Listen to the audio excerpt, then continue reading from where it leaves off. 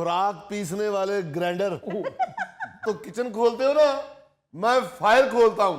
आप फुर्सत के वक्त सबसे अच्छा काम शिकार है बेटा। जानते हो शिकार के बेपनाह फायदे हैं बेटा। बंदे की नजर तेज हो जाती है, मसलसल एक ही पोज में बैठने का तजर्बा हो जाता है। तो इस तजर्बे के लिए बाथरूम में बैठ जाया करो। ओहो, डंगर के डंगर ही रहोगे तुम कुदूस। बाथरूम में बंदूक इस्तेमाल नहीं होती, लोटा इस्तेमाल होता है। अल्लाह खैर करे, किसे पड़ गया करंट? अस्सलाम वालेकुम जी दुरानी साहब। क्या हाल है? खैर से फारग ही बैठे हो? दुरानी अंकल, करंट की बात हो रही थी। हाँ, लगता है अब्दुल सलाम की कोनी किसी चीज से लगी है। बहुत बुरा करंट पड़ता है भाई। उस चीज को, क्योंकि अब्दुल सलाम को करंट नहीं पड़ता, इसे तो कुत्ता नहीं पड़ता। इसे एक दफा मोहल्ले में कुत्ता पड़ा था, इसने कुत्ते को पूंछ से उठा के इस कदर जोर से दीवार से मारा है, उसके बाद सारे कुत्ते समझ गए हुए हैं इसके नजदीक नहीं जाना। सर जी इतनी जोर से दीवार में मारा था कि कुत्ता गूंगा हो गया था। तो फिर पड़ा किसे करंट? और यार किसी को नहीं पड़ा दुरानी साहब, वो बारिश की वजह से हमारी डोर बेल खुद ब खुद बजना शुरू हो गई थी, उसकी बात कर रहे थे। और शरफू जी इलेक्ट्रिशियन को बुला के ठीक करवाओ भाई बेल। जी बेटा। अब्दुल सलाम तो तुम्हें बता रहा है कि वो बरसात में इलेक्ट्रिशियन का काम नहीं करता। पहले कौन सा मामू सारा साल किसी और काम को हाथ लगाते हैं? इनका तो जब भी हाथ लगा है चनों को, पराठों को, लस्सी को, हाँ भुने हुए गोश्त को तो ये दोनों हाथ लगाते हैं।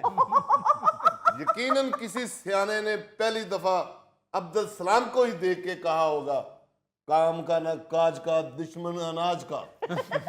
रानी साहब, ये कहावत अब्दुल सलाम की पैदाइश से बहुत पहले की है।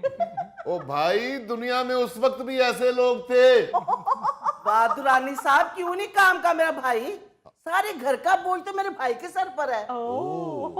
शरफू का तो बस ऐसे नाम ही है जी। चले साहब जी, मेरी तनख्वाह भी अब्दुल सलाम को दे दिया करें। शरफू क्यों खाम खा इतनी अच्छी बात कर रहे हो? ओहो, फजूल बात कर रहा है। बेगम साहबा, मैं तो 24 घंटे एक टांग पे खड़ा रहता हूँ, काम से फुर्सत ही नहीं मिलती। चुप रहो, तुमसे किसी ने सफाई नहीं मांगी। कदूस भाई, तुम भी बड़े सादे आदमी हो यार। यार तुम्हें तो नौकर ने बेवकूफ बनाया हुआ है। एक टांग पे खड़े होकर तो बंदा काम कर ही नहीं सकता। मैंने जब भी साहिल समंदर पर बगले को एक टांग पर खड़े हुए देखा है, वो सोया होता है, काम तो कर ही नहीं रहा था। सर जी, बगला मुलाजमत नहीं करता, वो वेला होता है। शरफू, जब भी देखो वेले ही खड़े होते हो। कितनी मर्तबा मैंने तुम्हें कहा किचन में जो बर्तन गंदे होते हैं उन्हें साथ साथ धोते रहा करो, वरना चिपकलियां फिरती हैं। चलो, जिस घर में भी झांको, शामत हमेशा नौकर की आई होती है। तो और क्या बीबी जी, मैंने सारे बर्तन धो दिए थे, बल्कि मैं तो किचन को बंद करके भी आ गया था। ये अब्दुल इस्लाम साहब ने खोला है। ओ भाई, मैंने तो किचन आप ही के लिए खोला था। आए मेरा प्यारा भाई, मेरा कितना ख्याल रखता है। हाँ जी हाँ जी, इस घर में किचन या सिर्फ अब्दुल सलाम के लिए खुलता है या आप ही के लिए खुलता है? उसकी आप ही कह रहा हूं। अबे ओ खुराक पीसने वाले ग्राइंडर, तुम तो किचन खोलते हो ना, मैं फायर खोलता हूं। आप तुम किचन उस वक्त खोलते हो जब तुम्हें भूख लगी हो, और मैं फायर उस वक्त खोलता हूं जब मेरा शौक जागा हो। ओहो पापा, आप तो बस कर दिया करें। Okay my dear. आपने की है बात। कर लेता हूँ, मामू के टॉपिक से फुर्सत मिले तो कोई बात हो ना।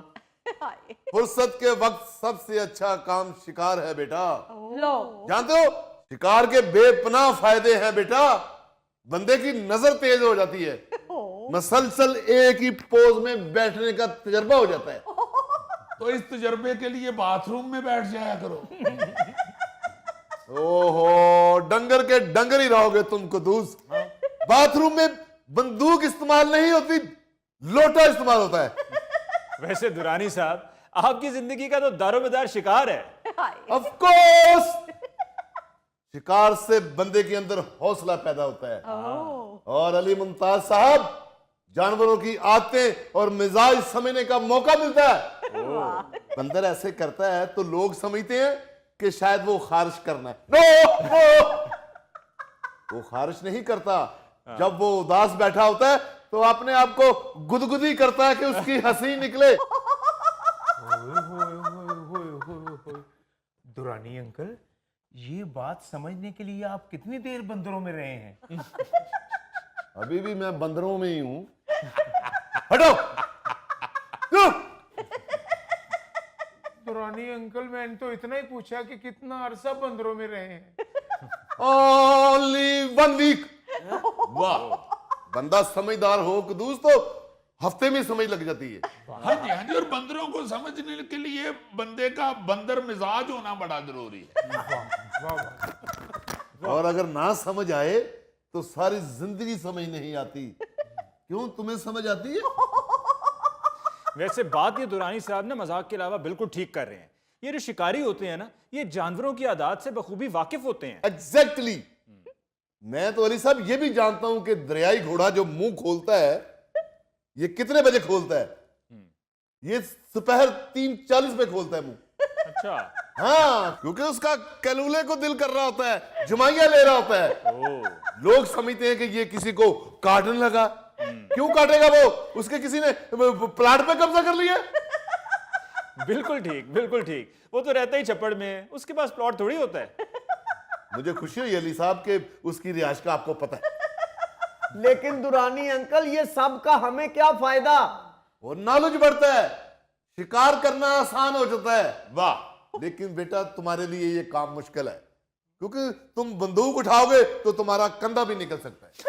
क्या कहने, क्या कहने। बहुत अच्छे, अच्छे। तुम मुझे नहीं दाद देते, मैं तुम्हारी हर फजूल बात पे भी वाह वाह कर रहा होता। क्यों दूं तुम्हें दाद? तुम राहत फतेह अली खान हो। ये शिकार पे लेक्चर बाद में सुन लीजिएगा, पहले बेटे की सुन लें जो आपकी बहू पट्टी पढ़ा कर लेकर आई है। शरफू, चाय बना के लाओ। मैं हर लेक्चर के बाद 1 कप चाय पीता हूं। जी सर। सर, तेज पत्ती या दूध पत्ती? तेज पत्ती। तुम्हें मैं क्या दूध पत्ती पीने वाला लगता हूं? तेज जाओ जैसे चीता जाता है। चलो सुनाओ जी, जो बेगम अंदर से पट्टी पढ़ा के लेकर आई है। ओ अम्मा, बेगम ने कोई पट्टी नहीं पढ़ाई। अच्छा, ये भी बड़ी अजीब बात है जो कि हमारे घरों में हमने अक्सर देखी है कि अगर बेटे को कोई बात वालिदैन को पसंद नहीं आती तो वो फौरन कह देते हैं कि जी ये पट्टी उसकी बीवी ने उसे पढ़ाई है। और हमारा बेटा उनकी नजर में कहते हैं जी बड़ा सूफी है, बड़ा अच्छा है, बड़ा ताबेदार है। और जो कहा जा रहा है वो बेगम की तरफ से पढ़ाया जा रहा है। हाँ जी। वैसे तो हमारा घर खुला है, अच्छा है, लेकिन एक कमरा मजीद होना चाहिए। ये घर खुला है तो अब्दुल सलाम इस घर में रह रहा है ना। सनी बेटा, तुमने क्या करना है मजीद एक कमरा? सेहत तुम्हारी जितनी है, तुम किसी खुड में भी घुस जाओ तो वो 90% खाली रहती है। ओहो मामू, मेरा सारा सामान जाया हो रहा है। जब से मैं ब्याह कर आई हूँ मेरा आधा सामान तो स्टोर में पड़ा है, मजीद हमने सामान ऑर्डर किया हुआ है, कहाँ रखेंगे? बेटा, वैसे मुझे ये नए कमरे की कुछ समझ नहीं आ रही। देखो, कोई मेहमान आता है तो ड्राइंग रूम मौजूद है, तुम्हारे लिए तुम्हारा अपना कमरा काफी है। मजीद कमरा किस लिए बनवाना है जी? डैडी, जब कमरा बनेगा तो इस्तेमाल होते हुए भी देख लीजिएगा। डैडी, पिछली दफा इसकी कजन इसको मिलने के लिए आ रही थी, लेकिन हमारी जगह ना होने की वजह से वो नहीं आ सकी। फिर इसे मजबूरन अपने मेके जाना पड़ा था। तो हमने तो इसकी कजन को कभी मना नहीं किया। आपने मना नहीं किया, लेकिन इस घर में एक ही फालतू कमरा है जिसमें मेरी नंद आके रह रही थी। ओ बेटा, ये तो इत्तेफाक है ना कि तुम्हारी नंद आई हुई थी, वो हर वक्त तो यहाँ नहीं होती। क्या जरूरत है नए कमरे की? ये तो वैसे भी बेचारा अब इस्लामाबाद होता है। अगर कोई तुम्हारी कजन आएगी तो वो तुम्हारे कमरे में तुम्हारे साथ ठहर जाएगी। हाँ। नया कमरा बनाने की क्या जरूरत है यार? बिल्कुल सही बात है जी, क्या जरूरत है नया कमरा बनाने की? पहले मुझसे कमरों की सफाई नहीं होती। अगर छत पे आपने कमरा बना लिया तो उसमें तो मिट्टी बहुत होनी है और मुझसे काम इतना नहीं होना। कदूस, ये शरफू चाहे बंदा जाहिल है, लेकिन बात बड़ी अकल वाली करके गया है। ये क्यों बना रहे हैं आप लोग कमरा?